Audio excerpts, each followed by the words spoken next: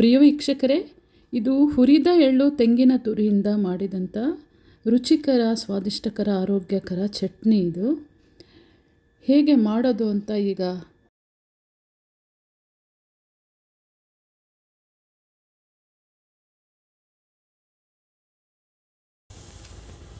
ನಮಸ್ತೆ ಪ್ರಿಯ ವೀಕ್ಷಕರೇ, ನಾನು ಎಸ್ ವಿ ಚಂದ್ರಕಲಾ ಶಿವಮೊಗ್ಗ. ಈ ದಿನ ನಾನು ತೋರಿಸ್ತಿರುವಂಥ ಒಂದು ಪದಾರ್ಥ ಅಂತ ಹೇಳಿದ್ರೆ ತೆಂಗಿನ ತುರಿ, ಎಳ್ಳು, ಬಿಳಿ ಎಳ್ಳು ಸೇರಿಸಿ ಮಾಡಿರುವಂಥ ಒಂದು ರುಚಿಕರ ಚಟ್ನಿ. ಇವತ್ತು ನಮ್ಮನೇಲೆ ಬಟ್ಲು ಇಡ್ಲಿಗೆ ಸಾಂಬಾರಿದೆ, ಅದ್ರ ಜೊತೆಗೆ ಒಂದು ಚಟ್ನಿ ಇರಬೇಕಲ್ಲ. ಈ ಚಳಿಗಾಲಕ್ಕೆ ಆದಷ್ಟು ಆಯಿಲ್ ಕಂಟೆಂಟ್ಸ್ ಏನಿದೆ, ಒಂದು ಜಿಡ್ಡಿನ ಅಂಶ ಇರುವಂಥ ಪದಾರ್ಥಗಳನ್ನು ನಾವು ಉಪಯೋಗಿಸೋದ್ರಿಂದ ಚರ್ಮ ಎಲ್ಲ ಇವಾಗ ಶ್ರಿಂಕ್ ಆಗ್ತಾ ಇರುತ್ತೆ. ಚಳಿಗಾಲ ಮಳೆಗಾಲಕ್ಕೆಲ್ಲ ಕೆಲಸ ಮಾಡ್ತಿರ್ತೀವಿ, ಎಲ್ಲ ಅದಕ್ಕೆ ಚರ್ಮಕ್ಕೆ ಪೋಷಣೆ ಮತ್ತು ನಮ್ಮ ದೇಹಾರೋಗ್ಯಕ್ಕೂ ಕೂಡ ಪೋಷಕಾಂಶಗಳು ಬೇಕು. ಹಾಗೆ ಈ ಚಟ್ನಿಗೆ ಎಲ್ಲ ಆದಮೇಲೆ ಸ್ವಲ್ಪ ಮೊಸರು ಸೇರಿಸಿ, ಒಗ್ಗರಣೆ ಹಾಕಿ ಮೊಸರು ಸೇರಿಸುವಂಥದ್ದು. ಈಗ ಹೇಗೆ ಮಾಡೋದು ಅಂತ ನೋಡೋಣ.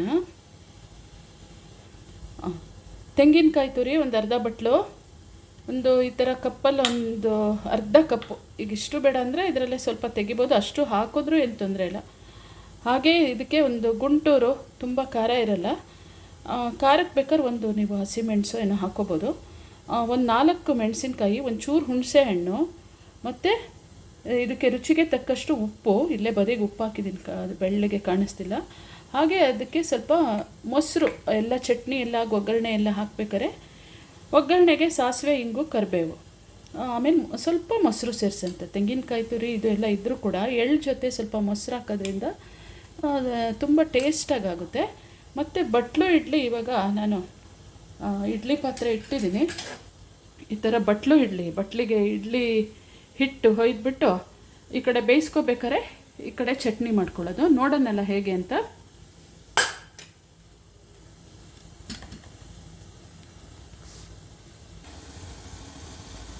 ಗ್ಯಾಸ್ ಸ್ಟವ್ ಹಚ್ಚಿ ಒಂದು ಬಾಣಲಿಯನ್ನು ಇಟ್ಬಿಟ್ಟು, ಅದು ಬಾಣಲಿ ಚೆನ್ನಾಗಿ ಕಾಯ್ತಿದ್ದಂಗೆ ಎಳ್ಳು, ಇದು ಕ್ಲೀನ್ಡ್ ಎಳ್ಳಿದು, ಕ್ಲೀನ್ ಮಾಡಿದಂಥ ಎಳ್ಳನ್ನು ಮಾತ್ರ ಚೆನ್ನಾಗಿ ಕ್ಲೀನ್ ಮಾಡ್ಕೊಬೇಕು. ಒಂದೇ ಒಂದು ಕಲ್ಲು ಸಿಕ್ಕಿದ್ರೂ ಚಟ್ನಿ ರುಚಿನೂ ಕೆಟ್ಟೋಗುತ್ತೆ, ಚಟ್ನಿ ತಿನ್ನೋರು ಬಿಟ್ಬಿಡ್ತಾರೆ. ಹಾಗಾಗಿ ಎಳ್ಳನ್ನು ಚೆನ್ನಾಗಿ ಆರಿಸ್ಕೊಂಡು ಕ್ಲೀನ್ ಮಾಡ್ಕೊಂಡು, ಎಲ್ಲ ಕ್ಲೀನಾಗೇ ಸಿಗುತ್ತೆ, ಆದರೂ ಒಂದ್ಸಲಿ ನೋಡಬೇಕು.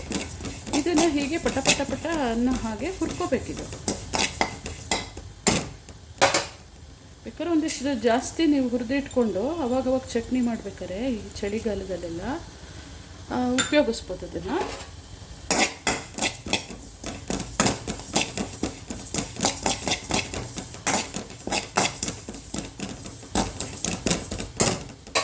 ಬೇಗ ಅದು ಹುರಿದು ಬಿಡುತ್ತದು. ಅದ್ರ ಜೊತೆ ಮೆಣಸಿನ್ಕಾಯಿ,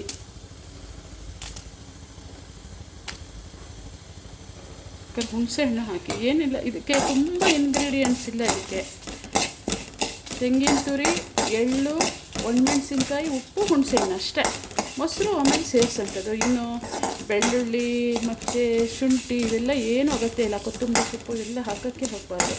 ಯಾಕಂದರೆ ಈ ಎಳ್ಳಿಂದೇ ನ್ಯಾಚುರಲಾಗಿ ಸಹಜವಾಗಿ ಇರೋಂಥ ರುಚಿ, ತೆಂಗಿನಕಾಯಿ ರುಚಿ, ಇದೆಲ್ಲ ಅದು ಬೇರೆ ವಸ್ತು ಹಾಕಿದಾಗ ಏನಾಗ್ಬಿಡುತ್ತೆ, ಈ ವಸ್ತುದು ಸುವಾಸನೆ, ಪರಿಮಳ, ರುಚಿ ಹೋಗಿ ಬೇರೆ ಇದಾಗುತ್ತೆ. ಹಾಗಾಗಿ ಇದಕ್ಕೆ ಅದೆಲ್ಲ ಮ್ಯಾಚ್ ಆಗಲ್ಲ.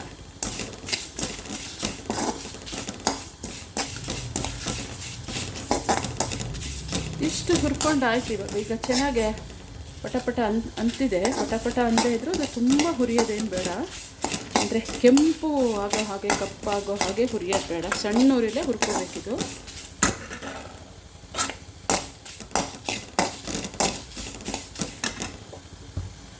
ಈಗ ಸ್ಟವ್ ಆಫ್ ಮಾಡಿಕೊಂಡು ತೆಂಗಿನ ತುರಿನೂ ಇದ್ರ ಜೊತೆನೇ ಮಿಕ್ಸ್ ಮಾಡಿ ಇಟ್ಕೊಂಡು ಒಂಚೂರು ಆರಿದ ನಂತರ ಮಿಕ್ಸಿಗೆ ಹಾಕ್ಕೊಂಡು ಗ್ರೈಂಡ್ ಮಾಡ್ಕೊಳ್ಳೋವಂಥದ್ದು.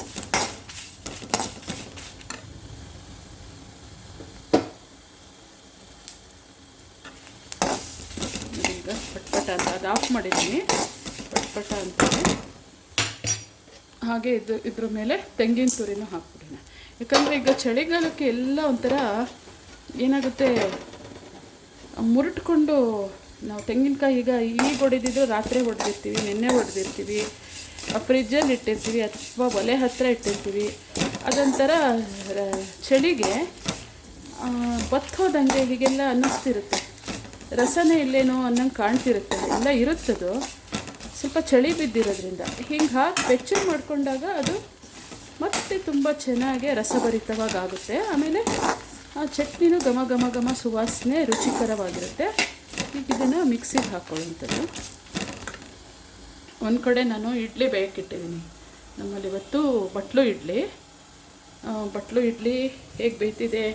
ಬಟ್ಲೆಲ್ಲ ಹಾಕಿ ಸ್ವಲ್ಪ ಹಿಟ್ಟು ಉಳಿತಲ್ಲ, ಒಂದು ಸಣ್ಣ ಪ್ಲೇಟು ಇಟ್ಬಿಟ್ಟು ಅದಕ್ಕೂ ಹೊಯ್ದಿಟ್ಬಿಡ್ತೀನಿ. ಚಟ್ನಿ ಆಗೋಷ್ಟೊತ್ತಿಗೆ ನಮ್ಮ ಇಡ್ಲಿನೂ ಬೆಂದಿರುತ್ತೆ.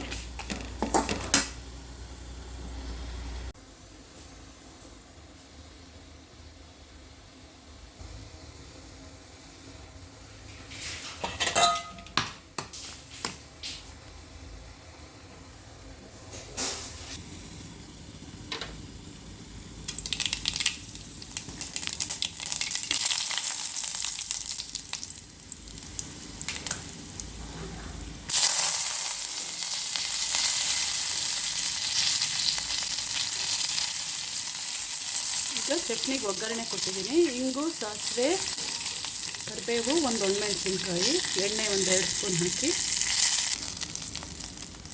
ಸ್ವಲ್ಪ ಮೊಸರು ಆ್ಯಡ್ ಮಾಡ್ತೀನಿ.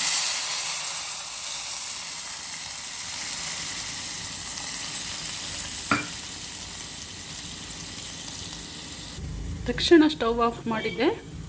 ಈಗ ರುಬ್ಬಿರುವಂಥ ಈ ಎಲ್ಲ ಆಗಲೇ ನಾನು ತೋರಿಸಿದಂಥ ಎಲ್ಲ ವಸ್ತುವಿಂದ ರುಬ್ಬಿರುವಂಥ ಚಟ್ನಿನ ಇದಕ್ಕೆ ಹಾಕ್ಬಿಟ್ಟು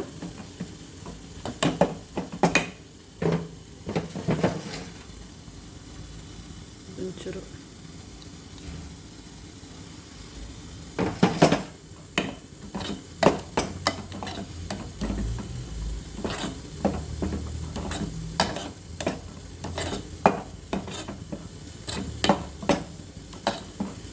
ನೋಡಿದ್ರಲ್ಲ ಪ್ರಿಯ ವೀಕ್ಷಕರೇ, ಬಿಳಿ ಎಳ್ಳು ಹಾಗೂ ತೆಂಗಿನ ತುರಿ ಇದರಿಂದ ಮಾಡಿದಂಥ ರುಚಿಕರ ಚಟ್ನಿ ಹೇಗೆ ಇಡ್ಲಿ, ದೋಸೆ ನಮ್ಗೆ ಯಾವುದಕ್ಕೆ ಬೇಕೋ ಅದಕ್ಕೆಲ್ಲ ಹಾಕ್ಕೋಬೋದು ಅಂತ ಹೇಳ್ತಾ ನಾನು ಈ ವಿಡಿಯೋ ಮುಗಿಸ್ತಿದ್ದೀನಿ.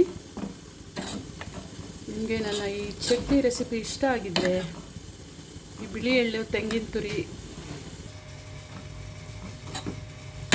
ಚಟ್ನಿ ತುಂಬ ರುಚಿಕರವಾಗಿದೆ. ಯಾವುದಕ್ಕೆ ಬೇಕಾದ್ರೆ ನಾವು ಸೇರಿಸ್ಕೋಬೋದು. ಮತ್ತೊಮ್ಮೆ ಇದಕ್ಕೆ ಸೇರಿಸಿರುವಂಥ ಇಂಗ್ರೀಡಿಯೆಂಟ್ಸ್ ಹೇಳ್ತೀನಿ. ತೆಂಗಿನ ತುರಿ 1 ಬಟ್ಲು, ಒಂದು ಅರ್ಧ ಬಟ್ಲು ಬಿಳಿ ಎಳ್ಳು, ಒಣಮೆಣಸಿನ್ಕಾಯಿ ಅಥವಾ ನೀವು ಹಸಿಮೆಣಸು ಹಾಕೋಬೋದು. ಒಣಮೆಣಸಿನ್ಕಾಯಿ ಚೆನ್ನಾಗಿ ಮ್ಯಾಚ್ ಆಗುತ್ತೆ ಇದಕ್ಕೆ.